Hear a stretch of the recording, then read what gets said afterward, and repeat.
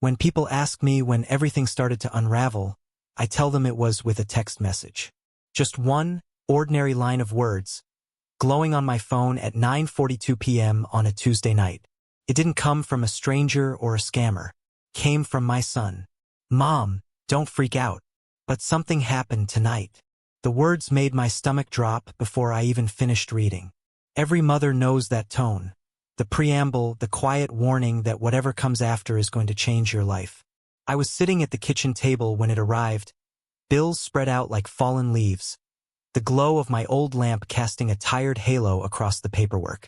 The house was too quiet, the kind of quiet that makes you notice every creak in the walls, every hum of the refrigerator. I read the message again and again. Don't freak out. That phrase was a red flag the size of a stadium banner. I typed back quickly, my fingers shaking. What happened? Are you safe? No response. 1 minute, then 2. By the third, my pulse was hammering in my ears.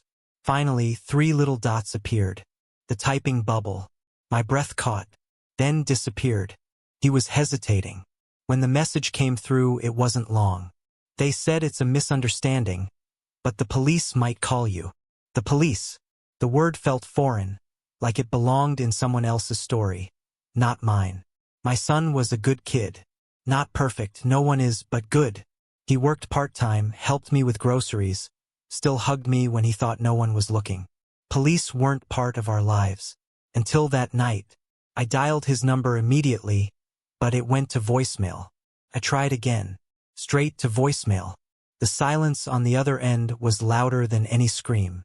I pushed back from the table so quickly my chair screeched against the linoleum. My eyes fell on the unopened envelope in the stack of bills. His tuition reminder for community college. Just this morning, I'd been proud of how far he was pushing himself. Now all I could think was, what has he done? 10:08 p.m., my phone rang. An unknown number. My heart stuttered. I answered with a trembling hand. This is Officer Mackenzie with the Spokane Police Department. Are you the mother of Daniel Alvarez? The name landed like a hammer. My son. Yes, I'm his mother. Is he okay? He's safe, ma'am. But we need you to come down to the station. Tonight. The room tilted around me. The bills, the lamp, the envelopes. They all seemed to fade into the background as if the world had narrowed to a single hallway leading me somewhere I didn't want to go. I grabbed my coat from the back of the chair, fumbling with the sleeves as the officer gave me the address. The December air outside hit me like a slap, raw and sharp. My breath puffed white against the darkness as I hurried to the car. The drive was a blur of headlights and stoplights I barely registered. My knuckles were white against the steering wheel, the radio off, my own heartbeat louder than any music could have been. When I arrived, the station looked colder than the night itself, fluorescent lights buzzing against a concrete sky. I parked without even remembering to lock the car. Inside, the air smelled faintly of disinfectant and burnt coffee. At the front desk, a woman in uniform looked up. You're here for Daniel Alvarez? I nodded, unable to trust my voice. She buzzed me through a locked door, and the sound of it clicking shut behind me was like a verdict already passed. They led me to a small room, a table, 2 chairs, and sitting in one of them, my son. Pale, his hands clasped so tightly they trembled. Mom, he whispered. His voice was broken glass. I wanted to run to him, to pull him into my arms, but the officer's presence held me still. I sat across from him, forcing calm into my tone. What happened, Daniel? He lifted his eyes, red-rimmed and haunted. It was just a text, Mom. Just one stupid text. And now they're saying it's a crime. The officer cleared his throat. Mrs. Alvarez, your son sent a message tonight that's being treated as a criminal threat. We need to ask you some questions. My son's text. My son's words. Criminal charges. The walls seemed to close in as the reality crashed over me. And that was only the beginning. The room was colder than it needed to be. Not freezing, but designed to make you uncomfortable, to peel away your defenses. I could see it working on Daniel. His shoulders were hunched, his fingers twisting together like he was trying to braid his nerves into something stronger. The officer, Mackenzie, sat across from us, a folder on the table. He opened it slowly, deliberately, like a man unwrapping a dangerous secret. Papers shuffled. A pen clicked. My heart was beating so hard I could barely hear his first words. Mrs. Alvarez. Daniel, we're not here to assume the worst, but we have to treat these matters seriously. He slid a printed sheet across the table. I hesitated before picking it up, afraid of what I'd see. And then I read it. Don't come to school tomorrow. Just saying. 9 words. 9 words that had detonated my son's life like a bomb. I blinked, certain I was misunderstanding. This is the text? That's it. Officer Mackenzie leaned back in his chair, his expression unreadable. That's it. Sent at 8:14 p.m. to a group chat with 4 other students. Daniel buried his face in his hands. It was a joke. A dumb, stupid joke. I didn't mean. Intent doesn't always matter in cases like this. The officer interrupted gently but firmly. With everything going on in schools these days, every threat has to be treated as credible until proven otherwise. The words cut through me like shards of glass.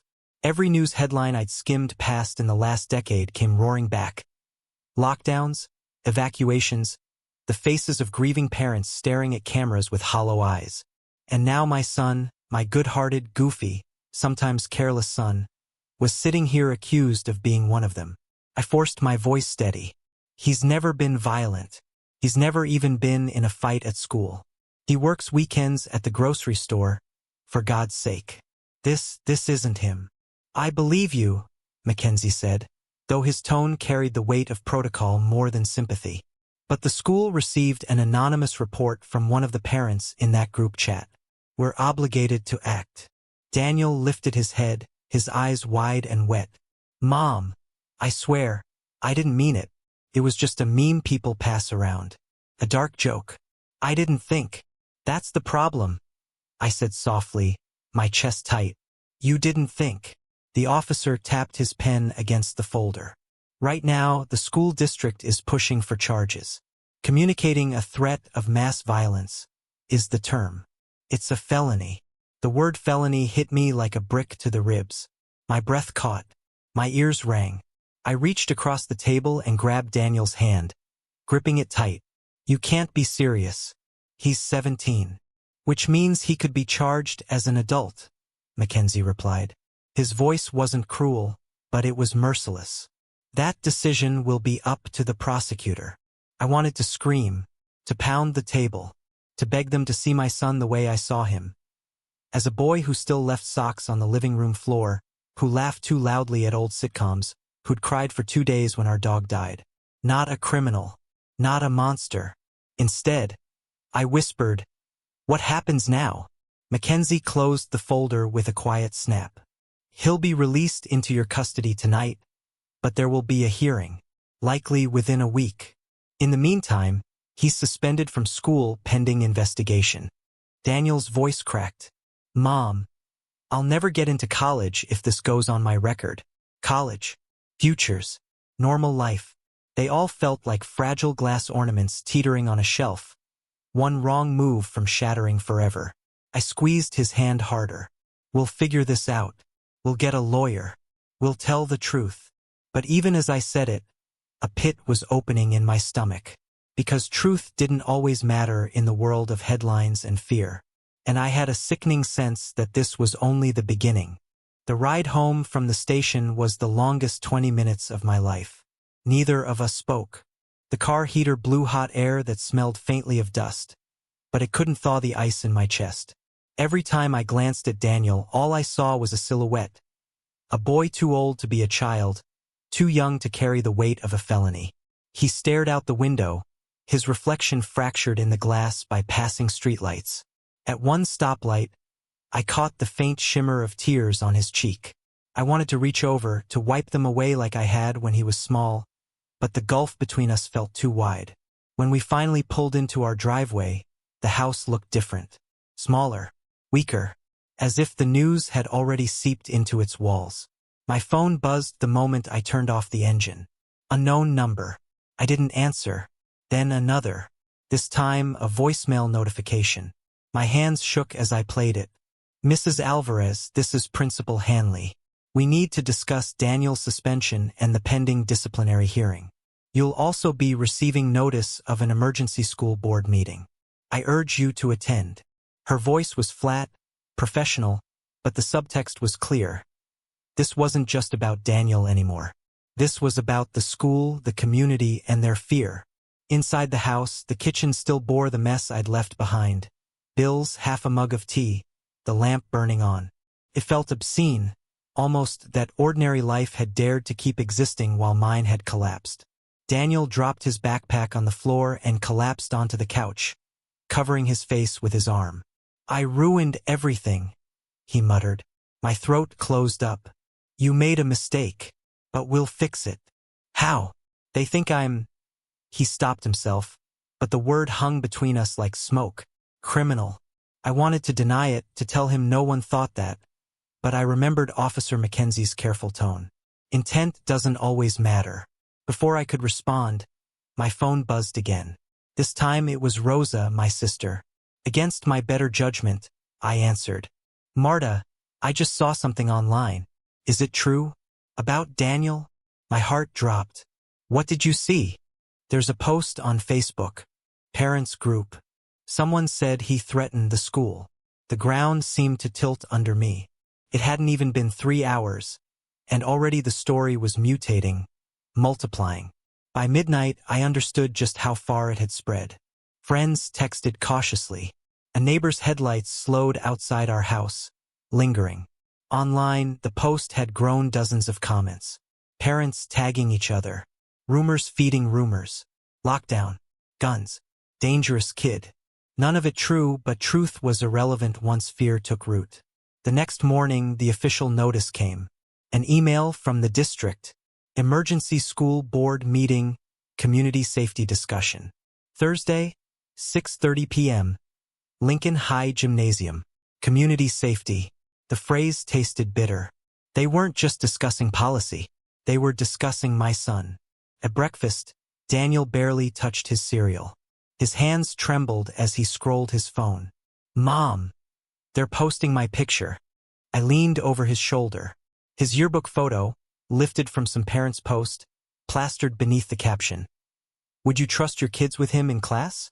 I grabbed the phone from his hands before he could read the comments.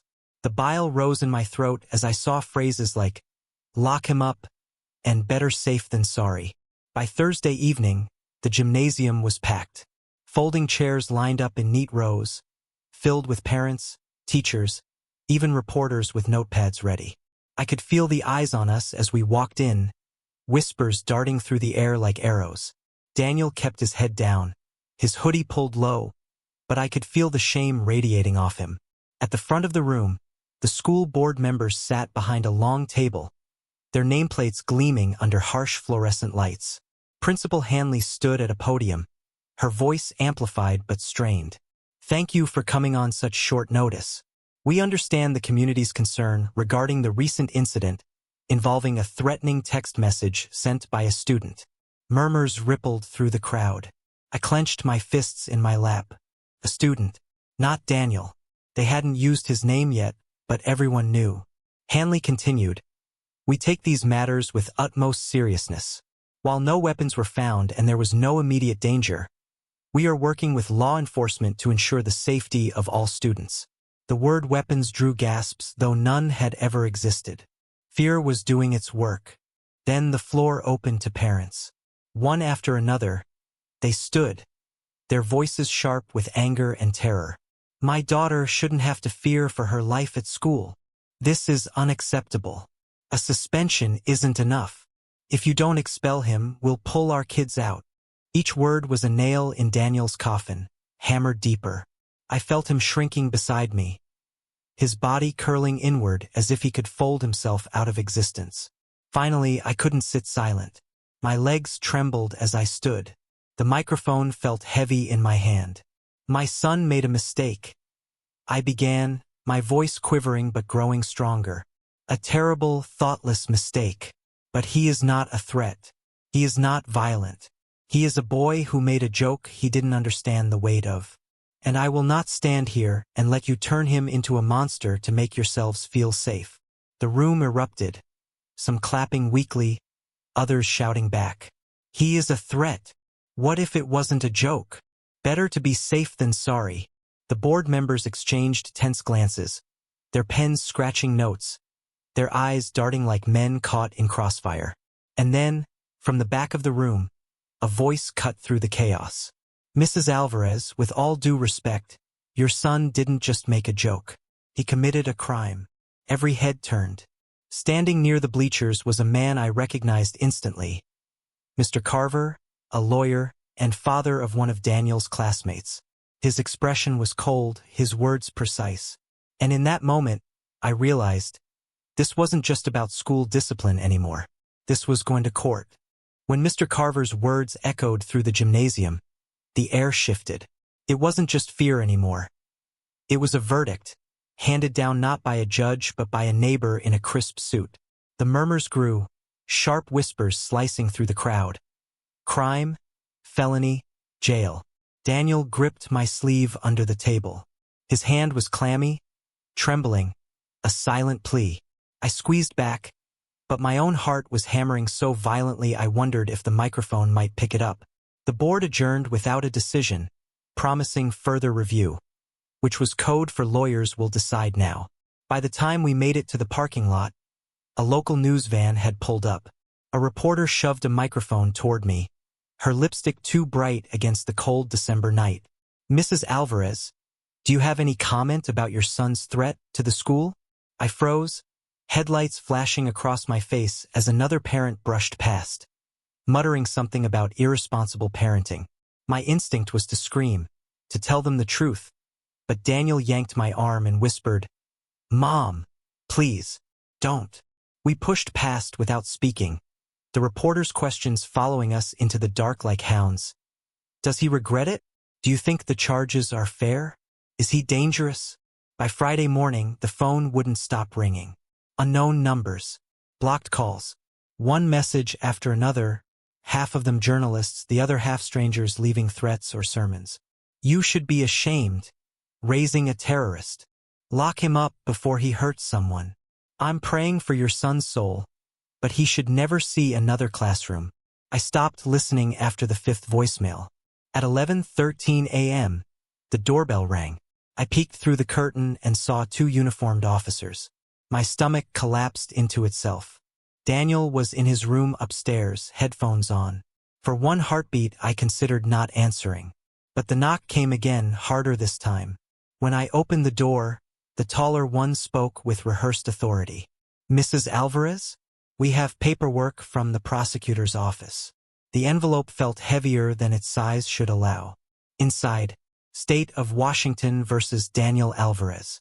Charge, communicating a threat to kill. Class B felony. My knees nearly buckled. I gripped the doorframe to stay upright. This is insane. He's a child. He didn't mean. "You'll have a chance to explain that in court," the officer said, not unkindly. "But for now, you'll need to arrange counsel." Counsel. Lawyer. Money we didn't have. That night, I sat at the kitchen table with a pad of paper, scrawling numbers that refused to add up. Mortgage, utilities, groceries, car insurance. Legal fees didn't fit anywhere. Daniel hovered in the doorway, his hoodie pulled tight around his face. "Mom." His voice was thin. "Are they really going to take me to jail?" I swallowed hard. "Not if I can help it." I didn't sleep. I researched defense attorneys until my eyes blurred. Most quoted retainers in the thousands. I thought of the bills already stacked like dominoes waiting to fall.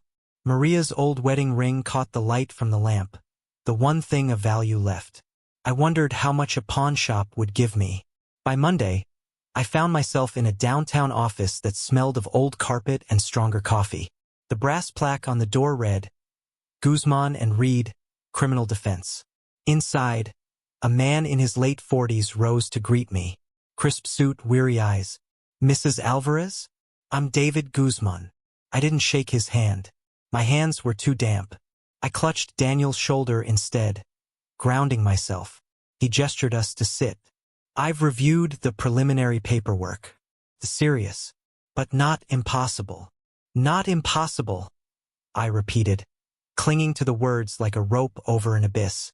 He leaned forward, fingers steepled. The state is taking a hard line. After recent national events, prosecutors don't want to be seen as lenient. They'll push for trial unless we can negotiate. But it was a joke, Daniel blurted, desperation cracking his voice. I swear, I'd never hurt anyone. Guzman didn't flinch. Intent will be central to our defense. But public opinion is against us. That Facebook post is poison. Jurors are parents too. I felt the weight of every eye that had glared at us in the grocery store, every whisper at the gas station. Daniel was no longer just my son. He was a headline, a cautionary tale, a monster for people to point at so they could feel safer. What do we do? I asked. Guzman's answer was a scalpel. We fight, but you need to prepare for the cost. And for the fact that once something like this begins, the truth is often the last thing anyone cares about. He slid a contract across the desk.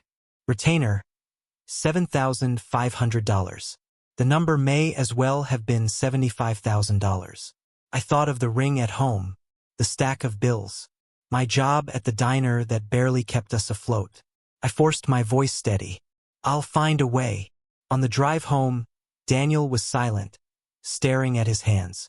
At a red light, he whispered, Mom, what if I really do go to prison? The light turned green, but I couldn't move. My throat tightened, my vision blurred.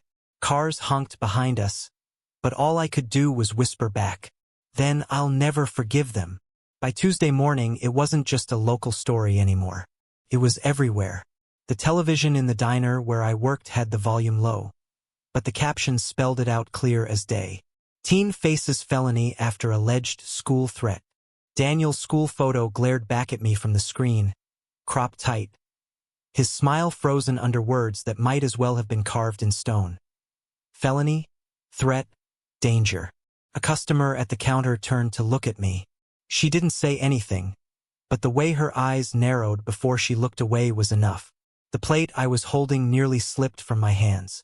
By noon, whispers traveled faster than the coffee refills. That's her. That's the mother. They tried to pretend they weren't staring, but I could feel the heat of their judgment like a spotlight. When my shift ended, the manager pulled me aside, his face pale. Marta, maybe you should take some time off until this blows over. It wasn't a suggestion. I walked home with my apron still balled in my fist, the December wind biting through my coat. Each step felt heavier, not just from exhaustion, but from the realization that the fallout wasn't just Daniel's to bear. It was mine too. When I reached our street, I noticed it immediately. A sign had been staked into the grass across from our house. Bright red letters on whiteboard. Keep our schools safe. Expel threats. It didn't have Daniel's name on it, but it didn't need to. Inside, Daniel sat slumped on the couch, scrolling his phone with the hollow stare of someone watching his own funeral coverage. They made a hashtag, he muttered. His voice was flat, empty. Hashtag expel Daniel. I snatched the phone from him before he could read further, but I'd already seen enough. Strangers debating him, his life, his worth. Words like terrorist, thug, psycho. People who had never met him, who would never know him, deciding his future in a thread of comments. Don't read this garbage, I said, though my own stomach churned with every word.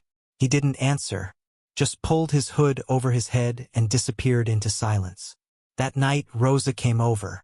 She stood in my kitchen with her arms folded, her expression a mix of worry and hesitation. Marta, this isn't going away. The board is being pressured. Parents are threatening lawsuits. And Carver. I flinched at the name. What about Carver? He's talking to reporters, saying kids like Daniel are the reason schools need harsher penalties. I gripped the edge of the counter, my knuckles white. He doesn't know my son. He doesn't know anything. Rosa's eyes softened. I know, but perception is everything now. You need to be ready. This isn't just school discipline anymore. This is politics, public opinion. Later that night, while Daniel slept, I sat alone at the kitchen table, scrolling through the endless churn of social media. The story had already mutated beyond recognition. Some claimed Daniel had brought a weapon. Others swore he'd named specific victims. None of it was true, but the lies multiplied faster than I could deny them. At 2:07 a.m., a message popped up in my inbox. No name, just a single line. Better pray he doesn't come home. People don't forgive monsters. I dropped the phone like it had burned me. For the first time since this nightmare began, fear for Daniel's safety outweighed everything else. By Thursday morning, reporters were parked on our street, cameras ready, microphones angled toward our door. Every time we peeked through the curtains, lenses zoomed in, hungry for a glimpse of the boy behind the headlines. At one point, Daniel tried to step outside for fresh air. The moment he appeared, questions bombarded us from the yard. Daniel, do you regret your actions? Are you dangerous? Do you understand why parents want you expelled? I shoved him back inside, my own fury boiling. No more. They don't get to decide who you are. But in my heart, I knew they already had. That evening, Guzman called. His tone was clipped but urgent. The arraignment has been scheduled. Monday morning. He'll need to enter a plea. A plea? I repeated, as if the word belonged in a foreign language. Yes, guilty or not guilty. I'll prepare him. But Marta, his voice lowered. You need to understand something. The media storm, the parents, Carver's influence. The judge will be aware of all of it. Don't expect leniency just because he's young. When I hung up, Daniel was standing in the doorway, his eyes hollow. What did he say?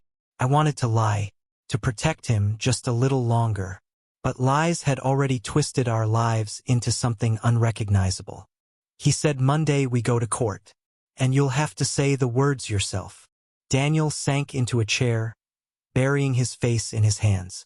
Not guilty, he whispered, like he was trying to convince himself. I'm not guilty. I reached across the table and took his hands in mine, even as fear gnawed at the edges of my resolve. Then that's what we'll say, I told him. Not guilty, and we'll fight like hell to prove it. But as I said it, I couldn't ignore the truth coiling in my gut. In the court of public opinion, the verdict had already been delivered. The courthouse in downtown Spokane looked more like a mausoleum than a place of justice. Gray stone, sharp lines, windows that seemed designed to keep the world out rather than let light in. Monday morning, Daniel and I walked up its steps like mourners heading to a burial. He wore the only suit he owned, the black one from Rose's son's graduation, sleeves too short now that he'd grown. His tie hung crooked. I tried to fix it, but my hands trembled too much, so he pushed them away gently. It's fine, Mom. Inside, the air smelled of old paper and disinfectant. Security wands beeped, belts clinked into trays, and everywhere there was the echo of footsteps on marble. Guzman was waiting near the elevators, a leather briefcase in one hand, his face drawn tight with fatigue. Stay calm, he said as we approached. This isn't trial. It's procedure. He'll be asked to enter a plea. No evidence today, no witnesses. But the room will be full. Full. My stomach tightened. Parents, reporters, Carver, everyone who wants to see blood. Daniel's eyes flicked to me, wide with fear. I put my arm around his shoulders, though I wasn't sure which of us needed comfort more. The courtroom was already packed when we entered. Wooden pews creaked under the weight of angry bodies. I saw familiar faces. Mothers from the PTA, Daniel's old soccer coach, even our neighbor Mrs. Ellis who used to bring over cookies every Christmas. None of them smiled at us now. Near the front, Carver sat stiff-backed, whispering to a man in a suit who could only be the prosecutor. His eyes slid over to Daniel with open contempt, as if my son were already in an orange jumpsuit. We sat at the defense table. Daniel stared at his hands, knuckles pale, while Guzman sorted papers with the calm precision of a surgeon. When the bailiff announced the judge's entrance, the entire room rose.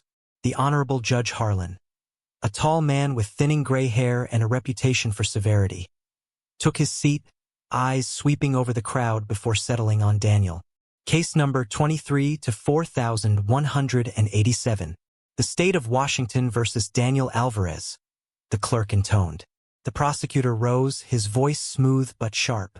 Your Honor, the state charges the defendant with communicating a threat of mass violence, a Class B felony under Washington statute. Gasps fluttered through the gallery. Someone muttered, "Monster." Daniel flinched. Judge Harlan's gaze moved to us. How does the defendant plead? For a moment, silence filled the room. My son looked at me, his face pale, lips trembling. I could see the child he used to be, the boy who once hid under the covers during thunderstorms, who still asked me to check if the back door was locked. Now he was expected to stand against a storm that could destroy him. Guzman touched his shoulder. "Stand," he whispered. Daniel rose shakily to his feet. His voice cracked but carried, "Not guilty, Your Honor." The words hung in the air, fragile and defiant. The prosecutor wasted no time. "Your Honor, given the severity of the charge and the risk to the community, the state requests that the defendant remain suspended from school and be placed on strict house arrest pending trial. No electronic devices, no unsupervised contact with peers." The gallery murmured approval like they'd been waiting to hear it. Guzman stood calmly. "Your Honor, the defendant has no prior record, no history of violence, and strong family support. He has already suffered suspension and public vilification. We request standard release conditions without house arrest. To treat a foolish text like an act of terror is disproportionate." The judge tapped his pen against the bench, eyes narrowing. "This is not a matter the court takes lightly. However," he paused, scanning Daniel's file, "I see no criminal history. He has appeared voluntarily and is represented by counsel. I will not order house arrest at this time, but he is to remain suspended from school, with limited electronic access supervised by his mother." Relief flooded me so suddenly I nearly collapsed. House arrest would have crushed Daniel completely. Still, the whispers behind us stung. Leniency, favoritism, unsafe. The judge's gavel struck. "We'll reconvene in 4 weeks for a preliminary hearing. Court is adjourned."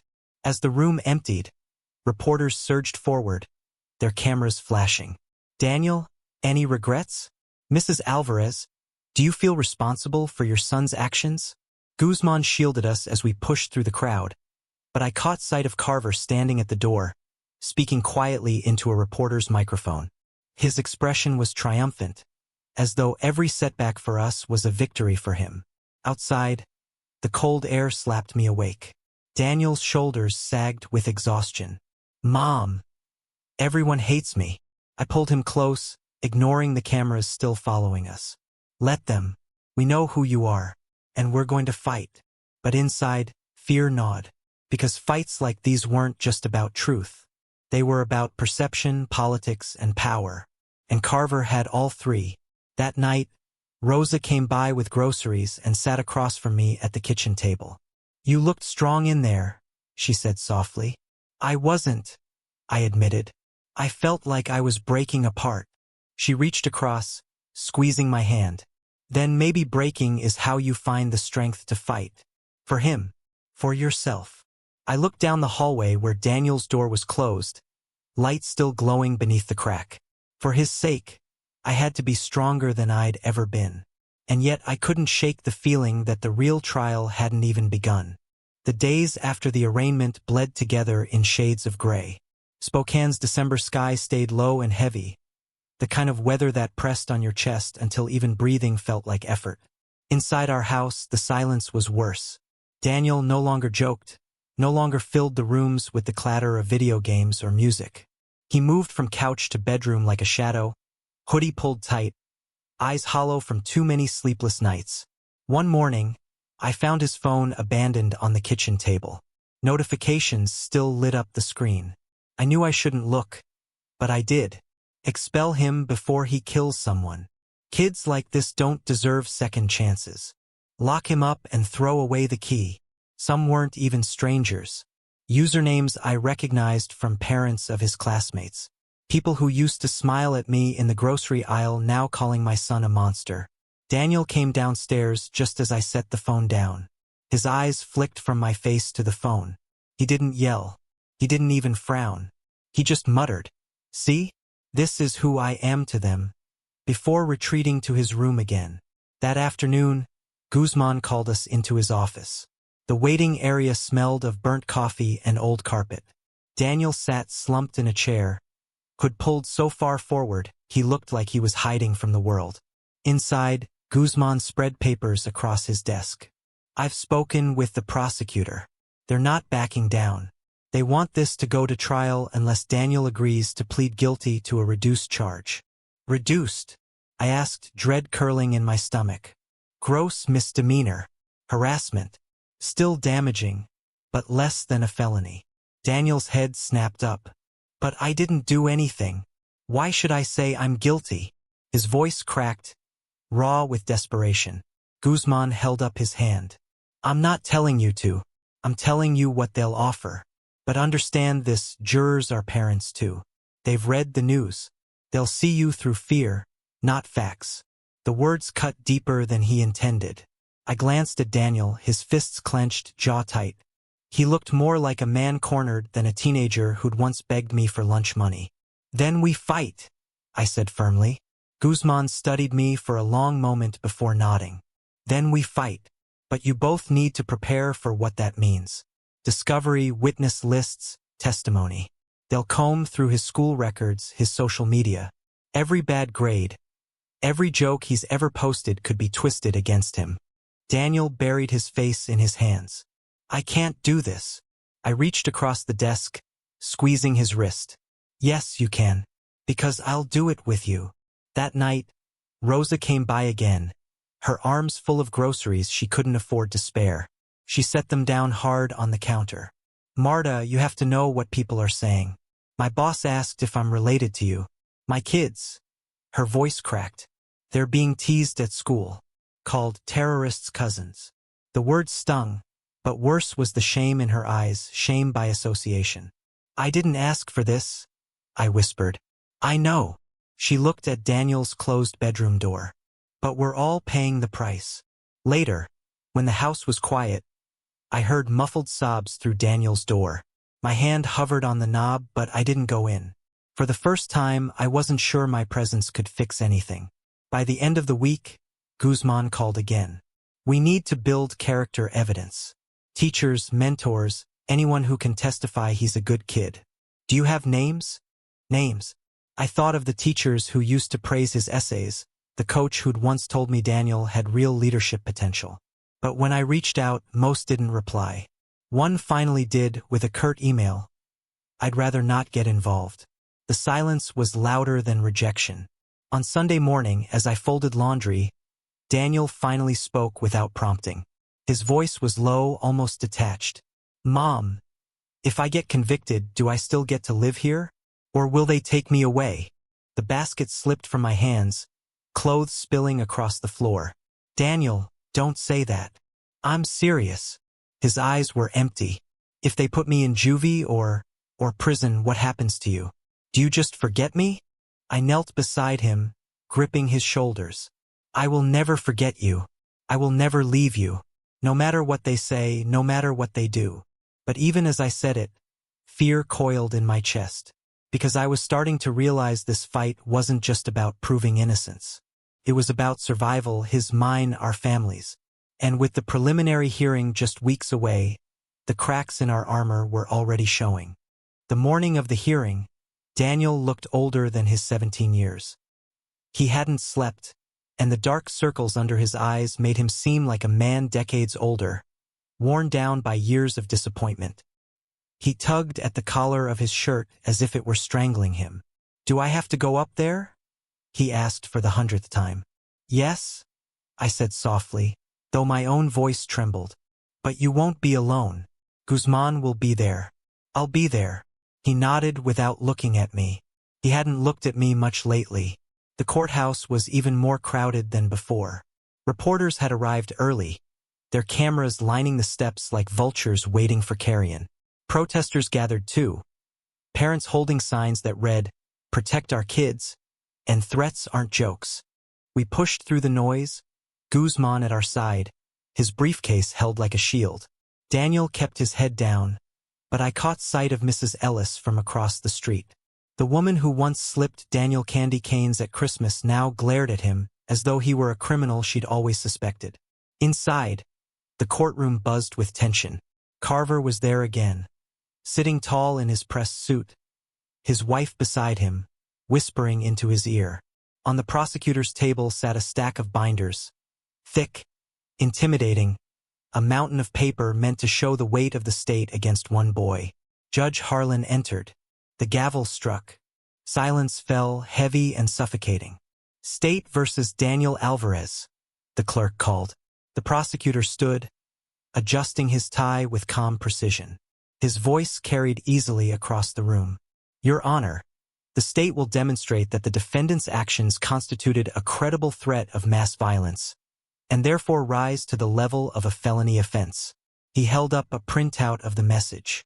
Don't come to school tomorrow. Just saying.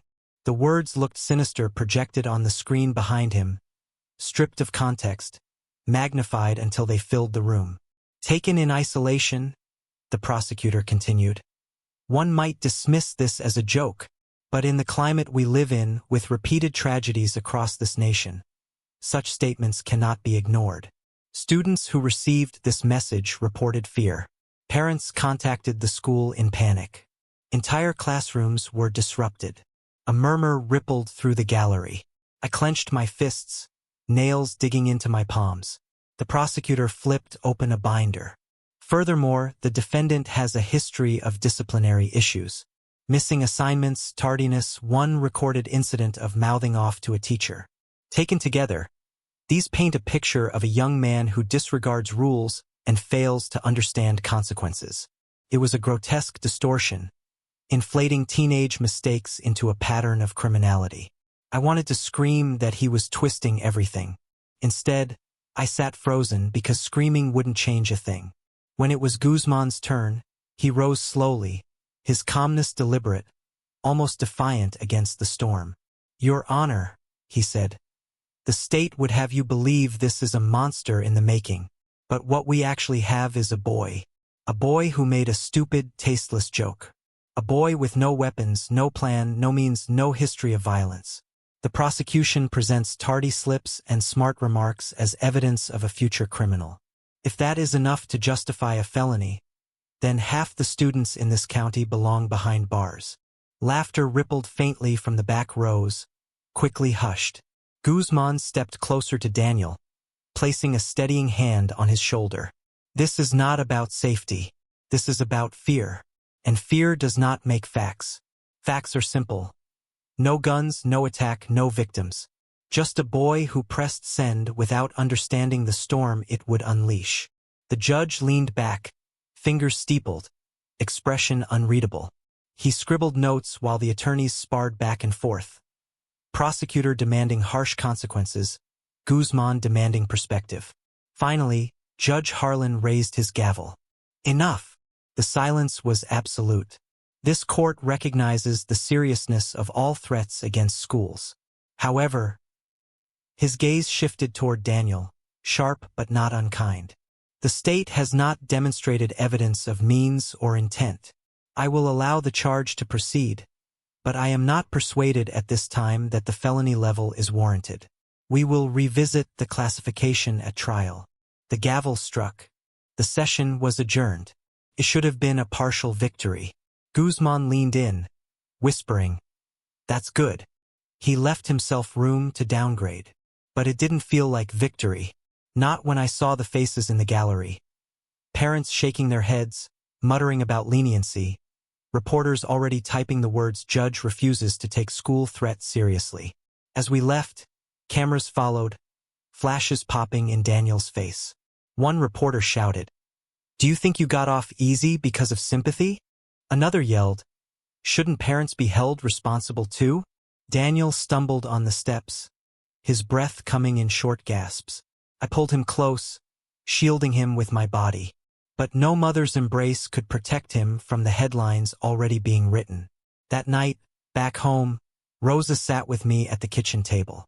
She'd watched the hearing online. Her hands shook as she stirred sugar into her tea. "They'll never forgive him," she whispered. "Even if he's acquitted. Even if the charge is dropped. They've already decided who he is." I stared at Daniel's closed bedroom door. Inside, I could hear faint music. Not cheerful, but something low and aching, like a funeral hymn played too softly to name. "He's my son," I said finally, my voice breaking, "and I'll fight for him until the last breath in my body." "But you're right." I set my cup down with shaking hands. Winning in court might not be enough. By January, the walls of our home felt less like protection and more like a prison. Curtains stayed drawn. Lights stayed dim. Every knock at the door, every car slowing on our street made Daniel flinch. The threats hadn't stopped. They'd only grown louder. Envelopes slipped into our mailbox with words scrawled in red. "Killer in training. We know where you live." Once, a rock shattered our front window, the glass scattering across the living room floor like ice. The note tied to it read simply, "Keep him away from our kids." The police came, but their shrugs said everything. We can't control the public. We can't erase fear. Daniel was unraveling. He barely ate. His hands shook when he tried to hold a glass. His eyes darted to every noise, like even the hum of the refrigerator was a threat. One night, I heard his voice through the thin wall of his bedroom. Low, cracked, almost a whisper. "I ruined her life. I ruined everything." I pushed the door open quietly. He was sitting on the floor, knees drawn up, rocking slightly, the glow of his phone illuminating his hollow face. "Daniel," I said, my voice breaking, "please, give me the phone." He didn't fight me this time. He just let it drop into my hands. On the screen, he'd been reading forum threads, strangers dissecting him like a case study. Words that carved into me as much as him. Sociopath, ticking time bomb, better off locked away. I sat beside him, pulling him against me. He didn't cry. He was too drained for that. He just leaned into me, heavy with exhaustion. "Mom," he murmured. "What if they're right?" I pulled him tighter, even as tears blurred my vision. "They're not. They don't know you. They don't see you. I do." But part of me feared how words repeated enough times could become truth, even to the person they were about. The next day, Rosa called. Her voice was taut, brittle. "Marta, I need to be honest. The kids, they're suffering too. They're being bullied every day because of Daniel. Teachers avoid them. One of them was shoved into a locker while someone shouted, 'Your cousin's a murderer.'" My chest tightened. "I'm so sorry, Rosa. I never wanted." "I know," she interrupted quickly, "but I have to protect my children. Maybe we shouldn't come by for a while." The silence between us stretched long and painful. Rosa had been my anchor through Maria's death, through every hardship. Now even she was drifting away. That night, I found Daniel sitting at the kitchen table in the dark, staring at the stack of court papers. His voice was flat when he spoke. "They're going to hate me forever, aren't they? Even if I win. Even if I'm innocent." My throat ached with the weight of truth. Finally, I whispered, "Maybe, but we don't live for them. We live for us." The preliminary trial prep intensified. Guzman called often, his voice steady but increasingly weary. "They're pushing for teachers as witnesses," he said one afternoon. One claims Daniel was withdrawn and angry in class last fall. Another said he wrote a dark essay that raised concerns. "It was a Halloween assignment," I snapped. "He wrote about zombies." "I know, but the prosecution will spin anything. You need to prepare for that." Every conversation felt like a warning that no detail was safe. No childhood mistake, no teenage mood swing.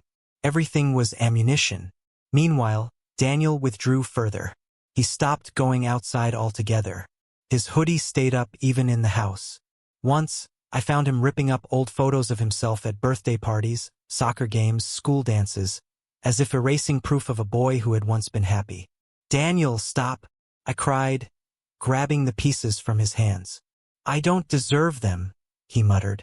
I held his face in my hands, forcing him to look at me. "Listen to me. You are not what they say you are. You are my son. You are good. You are worth saving. His eyes shimmered, but he didn't answer.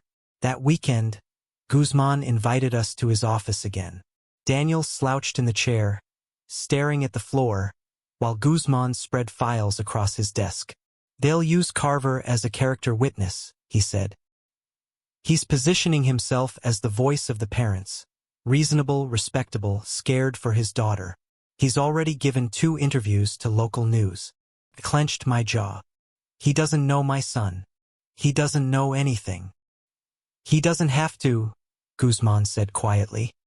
He knows the court of public opinion and he's winning there, which means we have to be better in the courtroom. Daniel finally lifted his head, voice hoarse. What if I can't do it? What if I freeze? What if they look at me and only see a criminal? Guzman studied him for a long moment. Then we remind them you're a human being. Not a headline. Not a hashtag. A boy who made a mistake. When we left, Daniel whispered, a mistake that might ruin my life. The words echoed in my chest all the way home. That night, as I lay awake staring at the ceiling, I realized something chilling. The prosecution didn't need to prove Daniel guilty. They just needed to keep feeding the fear until no one could tell the difference between truth and terror.